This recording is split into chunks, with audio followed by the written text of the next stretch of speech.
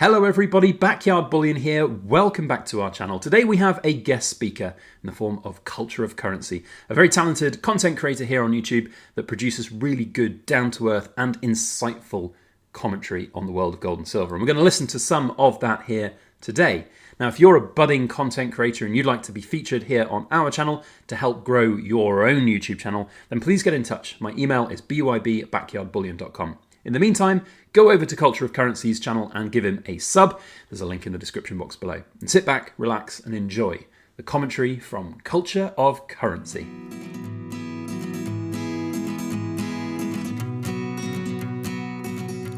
Greetings and salutations, you backyard bullionaires. This is the Culture of Currency here. I was asked to do a video on behalf of Backyard Bullion and said, why not? But what did I want to bring to the people across the pond? As I know many of you viewing are in Europe, which is fantastic. So there's a couple of things that I've been working on my channel. So if you're not aware of my channel, these are some things that I have been doing. I did a study tracking the last 4 years of savings accounts versus what we love, our silver, to see kind of what exactly the story tells, the data tells, because we all have feelings about these things, but feelings are not facts, and a lot of people will proclaim their feelings as if they're facts. So I said, you know what, I want numbers. I'm going to go ahead and do the work and put in the numbers and let the numbers tell me where the reality is. So I did. So just to let you know, that study has posted. It's on my website, or not my website, sorry. It is on my YouTube channel. And what we did is we took $100 a month for 4 years, and we put it either in a savings account or in silver, both generic and premium.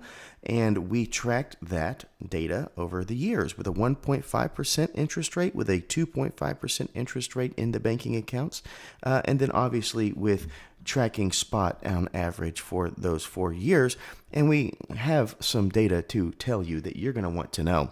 So basically, we know we've been on a wild ride, and maybe that's not the best 4 years to pick, but these are the 4 years in which I've had silver. So I thought they were the best to use, as I have firsthand knowledge. But basically, we would have put $4,800 cash into a bank, and with an interest rate of 1.5, we would have made a little bit of money there, but with inflation brought in, it would be much lower, $3,800, and well, really $3,828, and that means that you actually have less money in that bank, even with the interest rate, because your purchasing power is less. And that's because we've been on a wild ride, as you know. And these are the American markets. I know your markets fluctuate a little bit different than ours, but you can expect at least the trends to be the same. So what about a 2.5% interest rate? We've almost doubled the amount of interest that the bank is paying. So with the $4,800, we end up with $6,100, which is great, with the exception of we tabulate for that inflation, and that brings us down to $4,780. So it's still less than the actual cash we put in, which shows you the devaluation. Obviously, like I said, this is a crazy year, or crazy set of 4 years, I should say, and we've seen the inflation rate go all over the place, which means we have a dollar that has been devalued. Now, over the same year, we had the silver that we tabulated, and that's the fun part, is that that ends up with about 280 ounces when we tabulate what average premiums were over that time and what we bought, or what we could have bought for, I should say, because this was all after the fact hypotheticals that we put in the numbers for, but we used the real numbers. We used the actual averages and things like that. But $100 a year would have bought us 280 ounces roughly. It's actually a little bit higher, but that's just to give you a number. And then we tabulated that with the premiums and all that kind of stuff. We would still be really, really solidly in a better place. And we know that silver was sitting at like 30 something dollars just at spot whenever we tabulated this, but we'd be over $12,000 in our account. Well, in our value, I should say, not account. But that is an interesting video that we made, and I thought y'all would like to see it. So go to my channel and watch that if you really want to dive into that.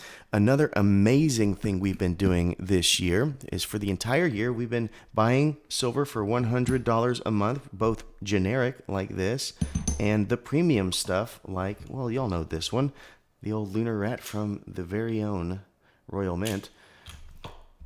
So we've been spending $100 a month on both, and we have some data to show you as I have tabulated exactly the metrics on that, what I paid for them, what the premium was, how much weight it is, and every single quarter I lock in whatever spot is at, and then I go through all of the premium coins and see what have they sold for. And I know on eBay or these other things there are some fees, but what I'm tracking is what are people willing to spend for these premium coins. And then for all of my generic stuff, we are going to be using what is spot at. So whatever spot is at is what I'm tabulating for those. And it is really cool, the metrics on these. And by the way, I have videos and charts and all that kind of stuff on this on my channel if you're interested. But in quarter 4, our generic is actually negative $10.71 in the losses because we were at such a high spot for some time and we backed down from that. And our premium bullion is positive $215.62. But that means that in our generic over this year, we paid $1,300. And for our government bullion, we actually paid $1,482. And then the premiums of the generic stuff ended up being $107 over the entire year in premiums I paid, whereas this stuff was almost triple. Well, it was actually more than triple, $328.66. And our average premium on the generic is $2.44 an ounce. The average on the government premium stuff is $7.64 an ounce.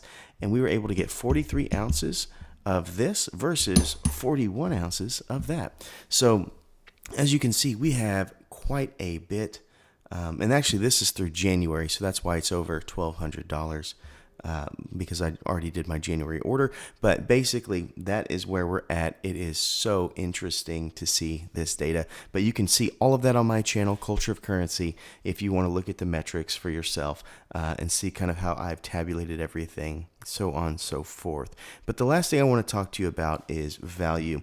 You know, I watched a video from Backyard Bullion, it was probably a day or two ago, and it stuck with me, and he was talking about us assigning weight to things like this versus dollars, and the idea of the weight of value is something that we as humans create, right? You don't see any other animals going out and deciding that a deer antler is more valuable than a seashell. You just don't see that unless there's a benefit, such as a symbiotic or parasitic relationship, so on and so forth, or the occasional animal that figures out how to use tools. So that being said, the value that we assess things, the weight that we give them, is something that we internalize, and as social humans, social beings, we use that in our system of trade. And I have a video over all that too, not to get into the weeds, but basically when you're establishing economies over the history of humanity and you get to the point of a barter economy and all that kind of stuff, you have to establish a network of relationable value so that you can have means to trade with many people. Because if I'm a wheat farmer and I'm bringing wheat to the market, I don't need somebody to sell me wheat so that they can buy wheat. I need to have something else. And if I don't need anything because I have all my things, well, then I need something of value that I know I can hold. And then if I'm running low on cherries, on lemons, on whatever it is, I can use that to walk over there, trade them that because they might have wheat and might not need wheat, so that there's that negotiable value, right? So that being said, a lot of this is psychological, and that's something to just ponder on, is why are we giving weight to certain things in our lives? Obviously, this makes sense, but we can even get into the weeds on that and say, well, what does wealth, what does metals, what does money provide you? And what it really boils down to is something you can't touch, which is the emotional response of security, of alleviating fear of something possibly happening. So that being said, on the philosophical side, if you can assess with your path, with your direction and intention of why you're doing this, then things are going to make much more sense to you with the inputs that you have. But that's a video and a topic probably for another time. But I absolutely love doing this on behalf of Backyard Bullion. I hope you all have a blessed 2025, and I hope you all remember to stay classy and current with the culture of currency. So a huge and massive shout out to Culture of Currency once again. Thank you so much for sharing one of your videos on our channel. It gives me a bit of a well-earned break from the rigmarole of content creation, but also helps his channel grow. So Cool Kids Club members, you know what to do. Call to arms, head on over to his channel and give him a sub if you've not already done so. And if you are a content creator and you'd like to grow your channel and have one of your videos featured over here on the Backyard Bullion channel, then get in touch. My email is byb@backyardbullion.com. We'd love to have you on and share other people's opinions on the world of gold and silver. Thank you once again to Culture of Currency. I've really enjoyed working with you, my friend, and we'll see you on the next one. Thanks as always. Please make sure to like, share, comment, and subscribe for more.